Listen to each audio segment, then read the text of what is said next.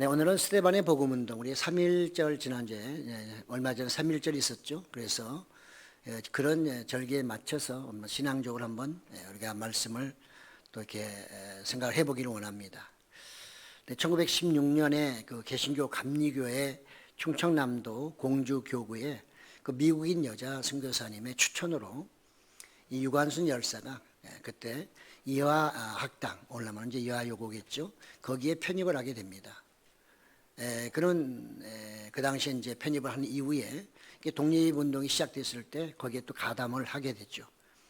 그래서 이제 일본 정부에서는 휴교령을 내리게 됐고요. 원래 유관순 열사 원래 고향이 이제 천안이다 보니까 고향으로 내려가서 이제 거기에서도 역시 그 서울이 지금 이렇게 독립운동을 하고 있다. 그러니 그 시기가 좀 벌어지고 있는데 우리도 같이 합세를 해야 된다 하면서 다니면서 학교 어디 다니면서 사람들이 계속해서 홍보를 했던 거죠. 그런데 그 아버님도 아주 열성적이었던 것 같습니다. 유중권, 우리는 유관순 열사에 대해서는 알지만 그 아버지는 잘 모르잖아요. 그 아버지는 유중권 씨인데요. 그분도 역시 그분의 주선으로 독립을 열심히 하면서 딸이 운동에 참여할 수도 가담하는데 아주 적극적으로 후원을 지원을 해주는 그런 아버지이기도 했습니다. 3월 9일 날 밤 예배 끝난 후에 그와 그의 언니와 함께 그 당시 그 조합장, 마을 조합장과 또 그 유지들 이런 사람들과 한 20명 같이 모여서 이제 정말 우리가 시위에 가담해야 됩니다 하면서 그들이 결의를 다지게 됐고요. 결국은 그 조합장 그 사람이 주동이 돼서 그 아우네 만세 시위에 참여하게 됩니다. 결국은 일본군에게 결국 이제 체포가 됐고요. 그래서 그 당시에 그 유관순 열사 워낙 어리기 때문에 미성년자라서 일본 경찰에서 정말 네가 알고 있는 정보 다 주고 우리가 협조해주면 그냥 풀어주겠다 이렇게 얘기를 했다고 합니다. 그러나 유관순 열사는 그런 말에 듣지 않고 자기 가담한 사람은 다 숨기고 일체 입을 열지 않다가 결국은 옥고생활을 하다가 결국은 이제 사망을 하게 됐죠. 우리는 조그만 학생, 그 여학생의 그 힘으로 따지면 아무것도 아니지만 그의 그 운동이 이렇게 엄청난 힘을 우리 백성에게 줄 누가 알았겠습니까? 그래서 우리는 늘 우리 스스로가 적다고 생각하지만 그러나 적은 하나가 하나의 미랄이 썩으면 엄청나게 큰 역사가 나타나듯이 오늘 이 시대에 우리는 또 어떻게 살아갈 것인가? 나는 이 시대에 어떤 존재로 살아갈 것인가? 한 번쯤 우리는 3.1절을 맞이해서 한번 생각해 보고자 하는 것이죠. 유대인들도 마찬가지입니다. 이스라엘도 늘 그들은 외침을 당해서 항상 외국의 정말 압제하에서 살게 됐죠. BC 160년에서 140년 경에도요. 그들은 헬라의 정말 그 지배를 받고 있었어요. 이제 헬라 사람들이 그 모데인이라고 하는 그 마을까지 와가지고 그들에게 할례를 금지시킵니다. 이제는 할례하지 말라. 그 할례는 이스라엘 백성에게는 이거는 죽음과 똑같은 거잖아요. 아브라함으로부터 시작해서 이스라엘 하나님의 백성인 것을 약속하는 게 할례인데 그걸 하지 말라고 중단시키고 그 다음에 또 그 헬라 관원들이 와가지고 뭐라고 하냐. 그들이 그 우상 숭배할 때 드렸던 그 제물을 가지고 그 제물로 또 하나님께 제물로 드리라고 이렇게까지 강요를 하게 된 겁니다. 그러니까 거기에 있던 사람들이 너무나 참지 못해서 그 관료들을 다 죽여버렸어요. 그러니까 뭐 헬라에서 가만히 있겠어요. 그들에게는 엄청난 핍박과 고난이 시작됐고요. 많은 사람들도 죽어갔던 것이죠. 그때 유대인 그 핍박 가운데서 그 마띠아 가문에서 이제 한 사람이 나오게 됐고요. 그래서 그가 처음에는 게릴라 작전으로 이 정말 헬라 정부와 맞서게 됩니다.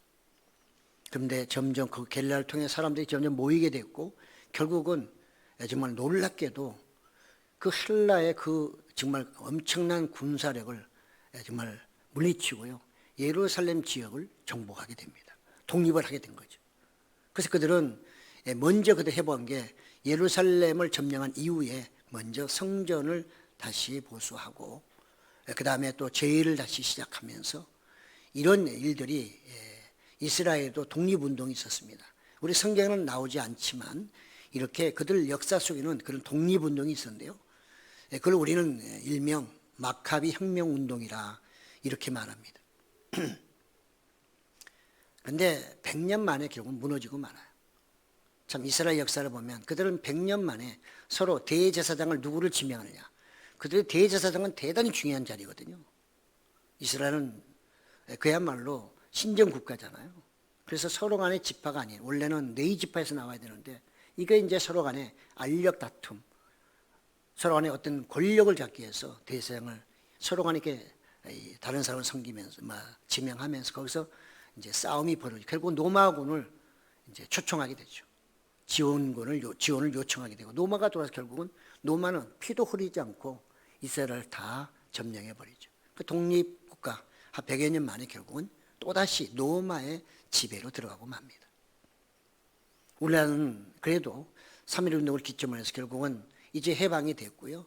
이스라엘은 그 당시 그런 상황으로 인해서 결국 계속해서 노마의 지배를 받다가 나중에는 또 이제 1948년 어찌 보면 우리하고 비슷하죠. 그때 연합군에 의해서 결국은 오늘날 이스라엘이 되어서 이제 평화로운 그런 자유 독립국가가 됐습니다. 저는 오늘 여러분에게 말씀드리는 이 스데반의 정말 복음운동, 독립운동이라고 말할 수 있는데요. 기독교의 독립운동이다 이렇게 볼 수가 있는 거죠. 그래서 오늘 본문을 그냥 요약하면 그 앞에 있는 내용이 굉장히 길기 때문에 마무리 쪽에만 제가 말씀을 했는데 이것은 기독교를 탄압하는 유대인들에게 참으로 거룩한 저항으로 신앙적 독립운동을 했던 정말 그러면서 처참하게 최후를 맞이한 한 스데반이라는 한 사람의 이야기이자 우리 기독교의 역사이기도 합니다. 스데반이 없었다면 과연 또 어떻게 됐을까 하는 거 우리는 정말 또 생각할 수 없는 것이죠. 그러면서 스데반의 이 신앙운동은 우리나라 역사에서 3.1운동에서 유관순 열사만큼 중요한 위치에 있다. 이렇게 볼 수가 있는 것입니다. 스데반은 도대체 어떤 사람일까요? 앞에 쭉 보면 그는 성령에 충만했다. 이렇게 표현하고 있습니다.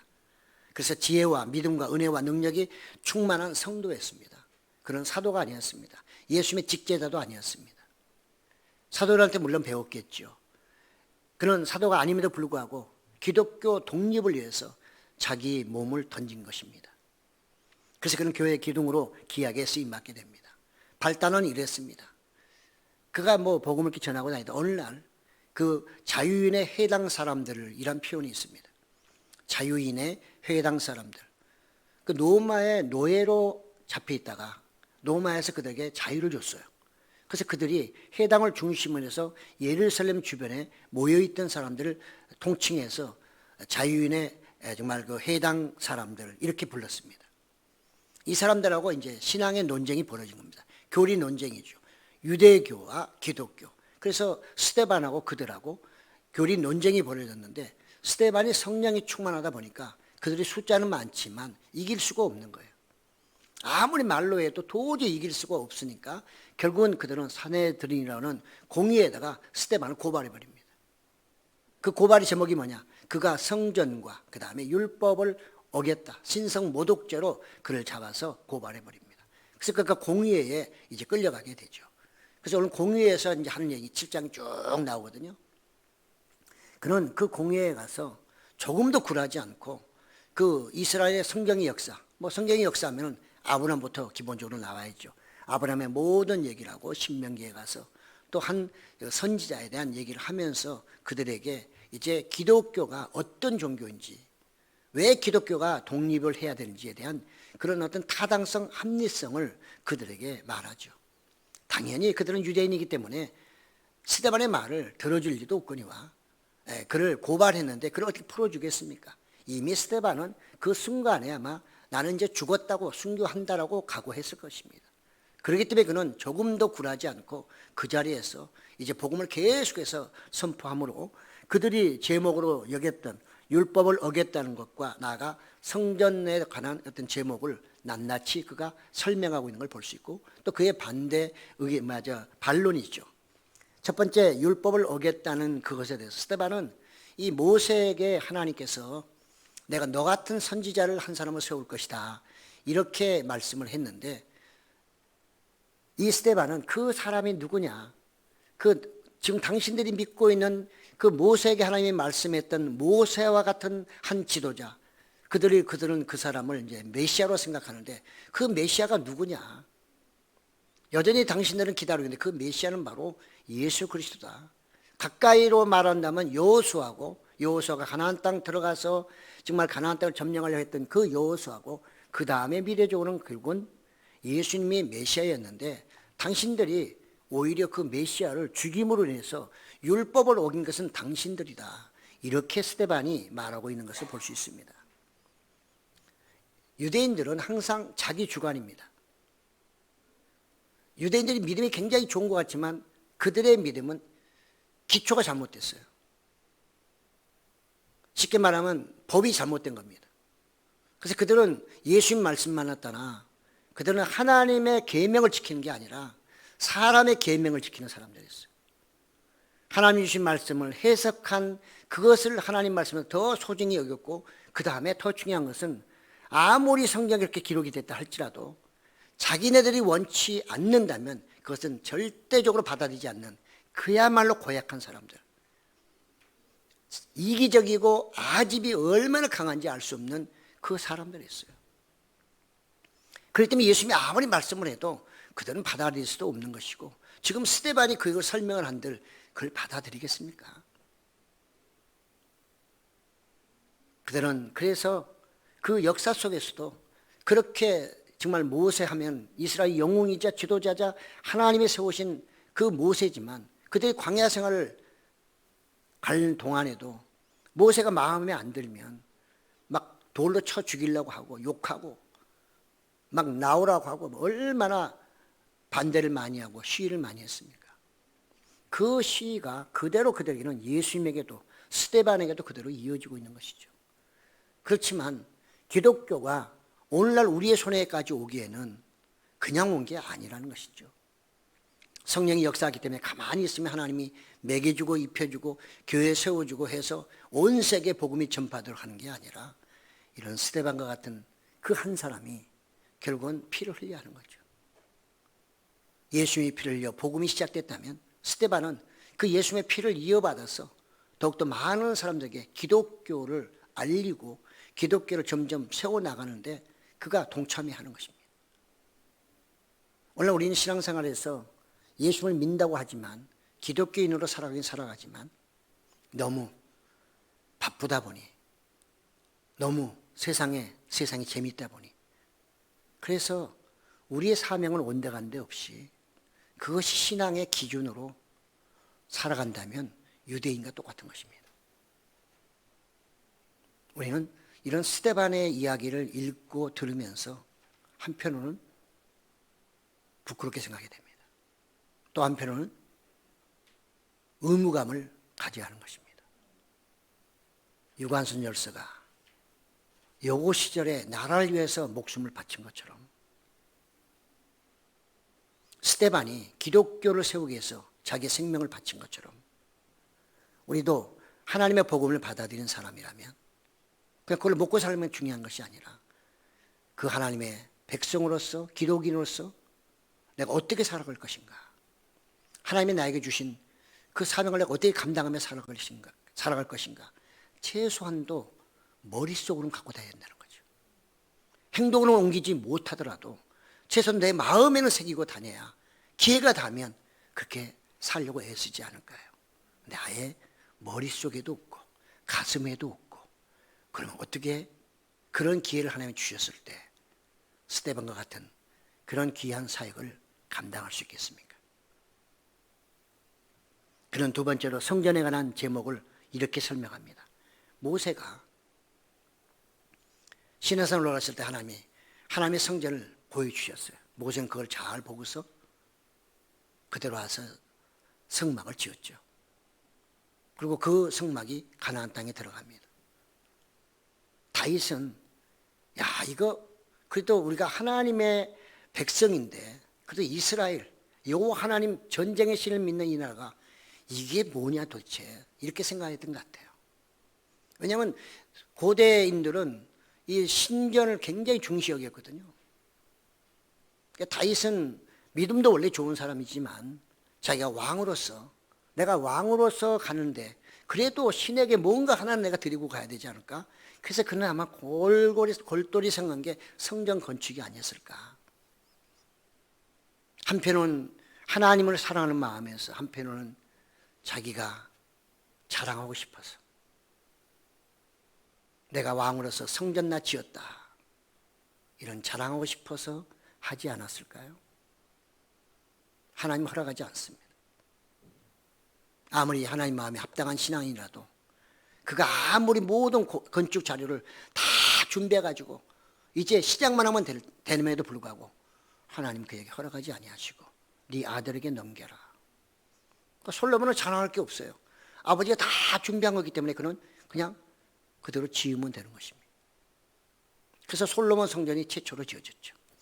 그게 고정된 성전이고 그게 돌 성전이라고 말하는 것입니다.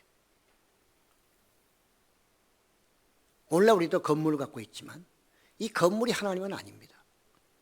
잘 이해를 해야 되는 것이죠. 유대인들은 그 이후로 이 성전 그러면 하나님이에요. 조금 심하게 표현하면 그들은 성전 자체를 우상 숭배하듯 그렇게 숭배했어요.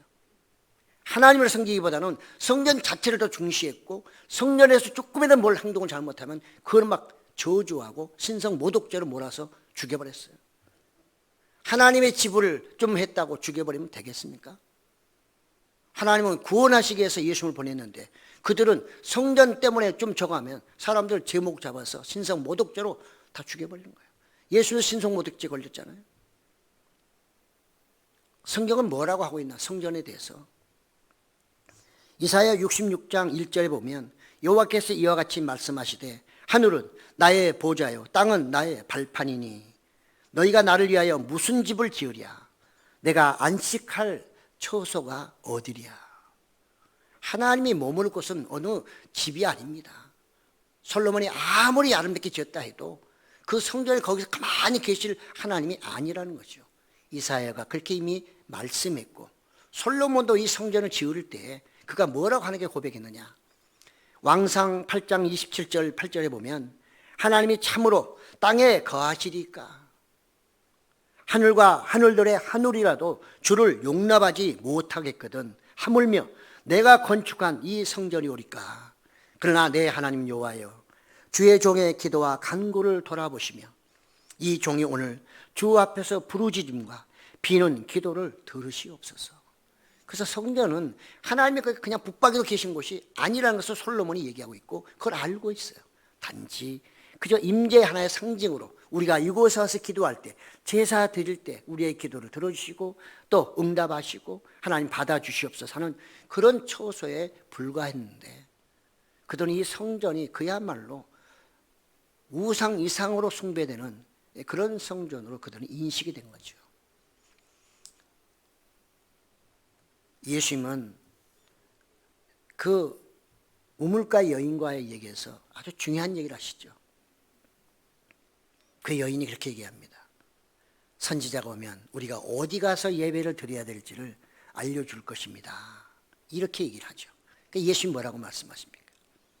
예루살렘 성전에서도 말고 예루살렘에서도 말고 그리심산에서도 말고 그리심산에도 그들이 나름대로 이 사마리아 사람들이 거기 가서 제사를 드렸거든요. 그러니까 속한 성소가 있는 거죠.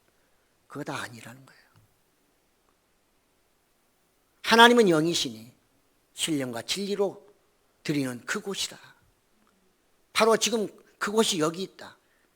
바로 내가 신령과 진리로 드려주는 하나님의 전이다. 이렇게 예수님은 말씀하셨거든요. 그들은 이런 말을 들어도 절대로 이해하지도 못할 뿐만 아니라 그걸 수용하지도 않습니다. 이해해 보려고 하지도 않습니다. 그게 문제거든요. 그래서 예수님도 참 성전은 뭐냐? 이렇게 성령과 진리가 없는 형식적인 예루살렘에서 드려지는 그 성전 자체 또는 거기에 드려지는 제사가 아니라 너희가 진심으로 하나님을 사랑하는 마음으로 드려지는 제사, 그곳이 바로 그 사람들이 바로 하나님이 기뻐하시는 성전이고 하나님이 기뻐하시는 제사다. 스데반이 그 얘기를 하고 있고 예수님도 그 얘기를 하신 것입니다. 스데반이 그렇게 얘기하는 것입니다. 당신들은 지금 성전 이거 잘못 생각하고 있는 거야. 진정한 성전은 바로 보이지 않는 성전이고 그 보이지 않는 성전이 예수 그리스도라고 하는 것을 스데반 앞에 설명하고 있거든요. 그래서 하나님이 가장 기뻐하시는 제물이 바로 예수 그리스도였고 예수님이 참 성전이라고 스스로 예수님께서 말씀하셨던 것입니다. 성전을 정말 신성시했던 유대인들은 충격이죠. 이거는 신성모독 중에도 최고의 신성모독이죠. 하나님의 집을 감히, 지성소가 있는 하나님의 집을 감히 네가 어떻게 그런 말 할 수 있는 거야, 네가 유대인으로서 하면서 그를 당연히 죽일 수밖에 없는 것입니다. 그렇지만 예수님은 이렇게 말씀하셨죠. 요한복음 2장 19절에서 20절에 21절에 보면 예수께 대답하여 이르시되 너희가 이 성전을 헐라 내가 사흘 동안에 일으키리라. 유대인들이 이르되 이 성전은 46년 동안에 지었거늘 내가 3일 동안에 일으키겠느냐 하더라. 그러나 예수는 성전된 자기 육체를 가리켜 말씀하신 것이라. 그렇습니다. 우리나라도 옛날에 좀 그런 것 같습니다. 옛날에 연세 많으신 목사님들은 이 강단에 올라가면 그건 죽음이었어요. 아이들 어떻게 기어 올라가면 막 그냥 큰일 난 줄 압니다. 지금 벌 받으려고 한다고 하고 하나님이 거기 계신데 어디 하나님의 자리에 올라가냐고 이렇게 했던 것이 한 3, 4년 전 같습니다. 똑같습니다. 지금 그렇게 해야 하는 목사님들 없죠. 성전의식이 많이 바뀌고 교회가 성전이 아니라는 것도 이제는 다 알고 있습니다. 이것은 우리가 모이는 장소죠. 거룩한 사람들이 모이기 때문에 장소도 거룩해야 되겠죠. 예, 좋은 음식 맛있게 먹으려면 그릇이 깨끗해야 되지 않을까요? 그런 의미에서 교회는 깨끗이 관리돼야 되고 또 이해하면 예쁘게 지어야 되고 또 나가서 이 교회에서는 모든 것들이 깨끗해야 되는 거죠. 그런 의미에서 우리는 교회를 이해하고 성전을 이해해야지 이 성전 건물 자체가 마치 하나님인 것처럼 이렇게 하면 그것은 건물이 우상이 되고 마는 것입니다. 유대인들이 그랬습니다. 그들은 그래서 예수님이 이 성전을 헐라는 그 한마디 가지고 신성모독을 걸어서 십자가에 못 박으러 했던 거거든요. 지금 스데반이 똑같은 주장을 하고 있습니다. 이게 아니고 바로 예수 그리스도 복음을 받아들여야 당신들이 구원을 받고 거기에 진정한 성전이다. 이렇게 얘기를 하니 그들의 입장에서는 납득도 듣고 싶지도 않고 세상에 이런 못된 놈 이렇게 되는 거죠. 미쳤다 이렇게 되는 겁니다. 그러니까 그들은 이 스데반의 이런 주장을 들을 때 가슴을 찢을 수밖에 없어요. 성령이 그들이 충만하면 가슴을 찢을 일이 아니라 뭐 때문에 가슴을 찢어야 돼요? 그동안에 자기들이 잘못 섬긴 하나님, 성전에 잘못된 이신직에 대한 그것을 깨닫고 가슴을 찢으면 회개를 해야 되는데 회개는커녕 오히려 죽이려고 하는 살인적인 마음으로 가슴을 찢고 있으니 얼마나 하나님 앞에 큰 죄를 짓고 있냐 하는 것이죠. 그들은 그래도 몰랐어요. 그들은 그 악한 조상들의 그 모습, 그들의 그 전통을 그대로 이어받아서 스데반을 결국은 죽이려고 마음을 먹게 되는 것이죠.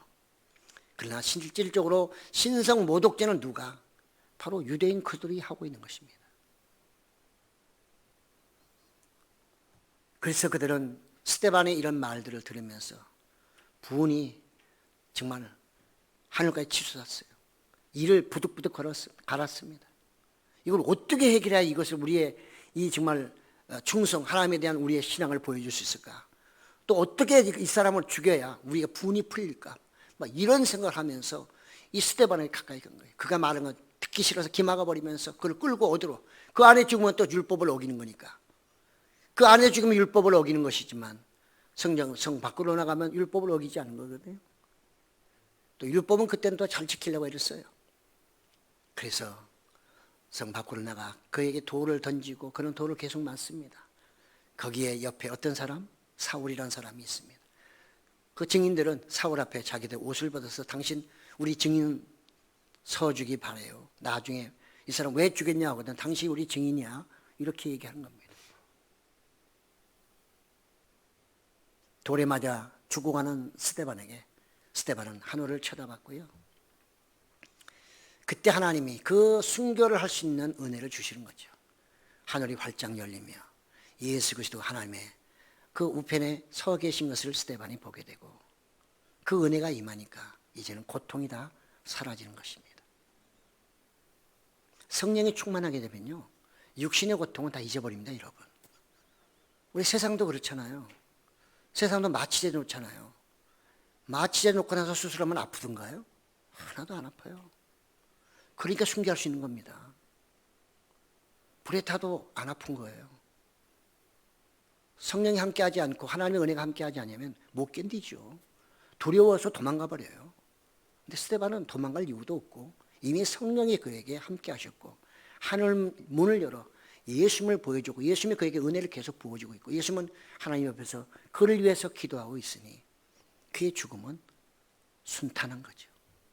사람들이 볼 때는 피 흘리면서 고통스럽게 보이지만 그는 절대로 그렇지 않았어요. 그는 하나님의 영광도 봤고 그래서 그가 뭐라고 합니까? 주여 내 영혼을 받아 주시옵소서. 아니 그 상황에서 지금 내 영혼 할 수 있을까요? 그렇지만 여러분 신앙인은 첫째도 구원, 둘째도 구원입니다. 아무리 신앙생활 열심히 했어도요 유대인처럼 아무리 열심히 주를 섬겼어도 구원받지 못하고 주님 앞에 섰을 때 주여 내 영혼을 받아 주시옵소서 이 말을 할 수 없다면 그 사람의 모든 신앙생활은 실패인 것입니다. 스데반은 내 영혼을 받아 주시옵소서. 그리고 또 한마디 합니다. 주님 저들의 죄를 불쌍히 여기시고 저들에게 죄를 돌리지 마옵소서. 주님도 그렇게 말씀하시지 않았습니까? 주님도 십자가에 돌아가시면서 아버지여 저들의 죄를 용서해 주시옵소서. 저들이 하는 걸 모르니 용서해 주시옵소서. 그 예수님의 마음을 스데반에게 주신 거예요. 스데반은 그 은혜 받은 대로 하나님께 예수님께 간청하는 거죠. 저들에게 죄를 주지 마십시오. 저들을 용서해 달라는 그 기도를 하고 오늘 마지막에 뭐라고 나와 있습니까? 그가 잔다는 표현을 쓰고 있어요. 그 고통스럽게 맞아가며 악을 쓰고 해야 될 그 사람이 어떻게 잠이 든다고 표현할 수 있겠습니까? 그가 울부짖다가 죽었더라 이렇게 써야지 맞지 않을까요? 근데 성경 저자는 그가 잤다 아주 편안해졌다 그 모든 걸 감당하고 그야말로 아이가 엄마의 품에 안기듯이 편안하게 그가 눈을 감았다 이렇게 기록하고 있습니다. 가장 아름다운 순간이자 우리가 이루어야 될 목적이기도 한 것입니다.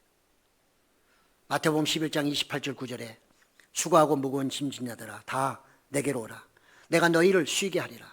나는 마음이 온유하고 겸손하니 나의 멍에를 메고 내게 배우라. 그리하면 너희 마음이 쉼을 얻으리니. 우리가 주 안에서 항상 쉼을 얻어야 됩니다. 사랑하는 성도 여러분, 스데반은 돌에 맞아 죽어도 그 고난과 고통 속에서도 주님 안에서 안식을 취했다는데 잠을 잤다는데 우리는 그보다 훨씬 약한 그런 시련 속에서도 잠은커녕 근심과 걱정과 고통 속에 부르짖는다면 되겠습니까? 그리고 주님 앞에 내 영혼을 받아 주시옵소서 이렇게 과연 말할 수 있을까요? 자신 한번 생각해 보시기 바랍니다. 우리는 코로나 때문에 이미 믿음 팔아먹은 사람이 한두 사람이 아니에요. 예수님은 온데간데도 없어요. 스데반은 기독교 독립을 위해서 운동을 위해서 돌에 맞아 죽을 때 하늘이 열리면서 예수님을 보고 그 믿음을 지켰는데 너무 좋은 환경 속에서 하늘 문이 안 열리니까 세상밖에 안 보이는 거예요. 예수님은 보이지도 않아요. 하나님도 보이지도 않아요. 하나님의 영광도 아예 볼 수도 없어요. 오로지 보이는 건 세상의 모든 위협과 세상의 부귀 영화밖에 안 보이니까 내 영혼의 구원은 온데간데 없고 어떤지 이 세상을 열심히 잘 살다가 가야지. 어디로 가실 건데? 그날 어디로 가실 건데? 스스로 한번 자문해 보시기 바랍니다. 나는 지금 주님이 부르시면 주여 내 영혼 받아 주시옵소서 이렇게 스데반처럼 얘기할 수 있을까요? 아니면 주님 왜 벌써 오셨나요? 왜 저를 먼저 이렇게 빨리 부르셨어요? 조금 더 있어야 되는데요. 이렇게 하면 안 되겠죠. 스데반은 참으로 의미 있는 삶이 무엇인지 우리에게 알려주고 있습니다. 하나님께 영광을 돌린다는 것이 무엇인지 우리에게 분명하게 알려주고 있고, 신앙인에게 죽음이란 게 무엇인가? 그거는 낙원에 가서 안식을 취하는 것임을, 그 죽음을 통해서 우리에게 메시지를 전하고 있는 것입니다. 유대인들은 스데반을 성경과 율법을 어긴 자로 죽여버렸습니다. 그렇지만 예수님은 의로운 자로 받아주셨어요. 내가 너를 이제 안식을 취하게 하겠다, 이렇게 말씀하신 것이죠. 메시아를 죽인 그들은 그의 증인도 서심없이 죽여버렸습니다. 오늘날도 오지에서 복음을 전하며 이 독립복음 기독교 운동을 하는 수많은 선교사들이 지금도 많이 죽어가고 있습니다. 제 기억이 잘못된지 모르겠으나 지금 매일같이 세계적으로 16명인가 순교하고 있습니다. 이 시간에도 순교하고 있어요. 오지에서. 우리나라는 없는 것 같아도요, 엄청나게 핍박을 많이 받는 그런 기독교인이 많이 있고, 그래서 순교하는 사람, 그냥 핍박받는 사람이 아니라 순교하는 사람 매일매일 10명 이상이 지금 피를 흘리고 있는 것입니다. 기독교의 독립운동을 그들이 열심히 하고 있기 때문에 온 세계가 복음화되고 있다, 이렇게 볼 수가 있는 것이죠. 말씀을 정리해 봅시다. 오늘 스데반의 죽음이 우리에게 어떤 교훈을 줄까? 첫째, 우리는 충실한 복음 전도자가 되어야 되겠다. 그렇습니다. 성령의 충만함으로 복음의 증인이 될 수 있습니다. 직분이 일하는 것 아닙니다. 사랑하는 성도 여러분, 직분이 일하는 것 아닙니다. 성령이 충만해야 일을 할 수 있는 것입니다. 스데반은 사도가 아니었지만 이렇게 사도 아닌 사람, 나중에 빌립도 나오지만 사도 아닌 사람에서 이렇게 성경이 길게 기록한 경우는 거의 없습니다. 그렇습니다. 성령에 충만하지 않을 때 사울은 유대인들이 증인 서줬어요. 그래, 누가 뭐라고 하고 내가 증인 서줄게. 스데반은 당연히 죽어야 돼. 그는 성전, 율법, 모독자야. 내가 당신들 말대로 증인 서줄게 했는데, 부활하신 예수님을 만나고 난 이후에는 그는 거기서 완전히 자리를 받고 예수님의 부활의 증인으로 그가 쓰임받았다는 거 우리는 기억해야 됩니다. 두 번째로는 교회는 신령과 진리로 예배드리는 곳입니다. 교회가 하나님의 집으로 그 역할을 감당하려고 하면 신령과 진리를 절대적으로 포기하면 안 됩니다. 사랑하는 성도 여러분, 교회는 그 어떤 것보다도 진리, 하나님의 진리, 그 다음에 정말 신령 하나님의 영으로 우리는 지배를 받는 곳이 돼야지, 다른 것으로 지배를 당하면 절대로 안 되는 것입니다. 그는 교회도 아닌 것입니다. 교회가 되려면 신령과 진리가 반드시 있어야 되고, 그 신령과 진리가 있는 그 건물이 바로 하나님의 집이 될 수 있는 것이죠. 그렇게 모이는 모든 사람들이 하나님의 교회가 될 수 있는 것입니다. 우리는 보이는 교회, 보이지 않는 교회가 있다고 말하고 있잖아요. 예수님이 신령과 진리를 추구하는 하나님의 집이 바로 그곳이 바로 하나님의 정전이다, 이렇게 말을 했기 때문에 우리 교회에서는 미움, 증오, 시기, 질투, 이것이 있다면 그 순간은 그건 교회가 아닌 것입니다. 유대인들이 아무리 많이 모여서도 예수님을 영접하지 않고 예수님의 십자가를 부정한다면 그건 교회가 아닌 것입니다. 그냥 회당 사람들이 모이는 곳에 불과한 것입니다. 교회도 마찬가지입니다. 신령과 진리가 반드시 있어야 하는 것이죠. 그것이 기본적으로 유지가 돼야, 그래서 교회가 역할을 감당할 수 있는 것이고 하나님께 쓰임받는 교회가 될 수 있는 것입니다. 오늘날 교회들이 점점 신령과 진리보다는 사람들의 진리와 생각으로 점점 채워지고 있지는 않을까요? 세속화가 되어도 이제는 당연한 것처럼 생각하는 오늘날의 교회는 아닐까요? 누가 다른 사람이 아무렇게 한다 해도 우리 하나교회는 절대적으로 신령과 진리로 늘 정말 하나님의 섬기는 그런 거룩한 교회, 그런 거룩한 성도님들이 되시기를 예수 이름으로 축복합니다. 마지막 세 번째로, 복음은 정죄하는 것이 아니라 용서하는 것입니다. 유대인들은 율법을 통해 사람을 살려내야 되는데 그들은 어떤지 율법을 어기면 무조건 죽여버려요. 하나님이 율법을 준 건 죽이라고 율법 준 게 아니라 그만큼 율법을 잘 지키려는 의미에서 줬는데 그들은 그것을 빙자하여 마음에 안 들면 다 신성모독죄로 죽여버립니다. 그래서 예수님이 이 땅에 오신 것이고 교회는 사람을 죽이는 곳이 아니라 살려내는 곳입니다. 그때 우리는 어떤 사람이라 할지라도 다 용서해 줘야 되고 믿고 그 다음에 정말로 보기 싫어도 용서해 줘야 됩니다. 살려줘야 되는 것입니다. 스데반이 무슨 이유로 저들에게 죄를 주지 말라고 얘기했겠어요? 용서입니다. 자기가 구원받으면 됐지 굳이 저들을 심판해 주옵소서 할 필요도 없는 거죠. 성령이 충만하면 그렇게 되는 것입니다. 예수님도 너희 형제가 잘못되고 용서를 빌거든 70번씩 7번이라도 한도 끝도 없이 용서해 주어라. 예수님이 오신 목적이고 하나님이 이 땅을 창조한 목적입니다. 하나님은 모든 사람들이 구원받기 원하시는 것입니다. 그래서 교회를 주셨습니다. 근데 교회가 사람을 살리는 곳이 아니라 사람을 죽이는 곳이 되면 되겠습니까? 이건 절대로 안 되는 것이고요. 마치 유대인들이 자기네 마음에 안 들고 율법 성전 운운했다고 해서 신성 모독죄를 제목으로 뒤집어 씌워가지고 죽여버리는 것과 똑같은 것입니다. 이제는 절대로 교회는 그런 일이 있어서는 안 되는 것입니다. 이것이 십자가의 정신이고 이것이 십자가의 사랑인 것이죠. 그렇습니다. 쉽지 않은 얘기입니다. 예수님의 말씀이 어디 쉽던가요? 하나님의 말씀이 한마디라도 이렇게 지키기 쉽던가요? 다 어렵습니다. 그런데 지켜야 되는 것입니다. 그러니 우리 힘으로 안 되니 구약에서는 제사 제도를, 신약에서는 우리에게 성령을 주심으로 또 예배를 통해서 회개의 길을 열어주신 것이죠.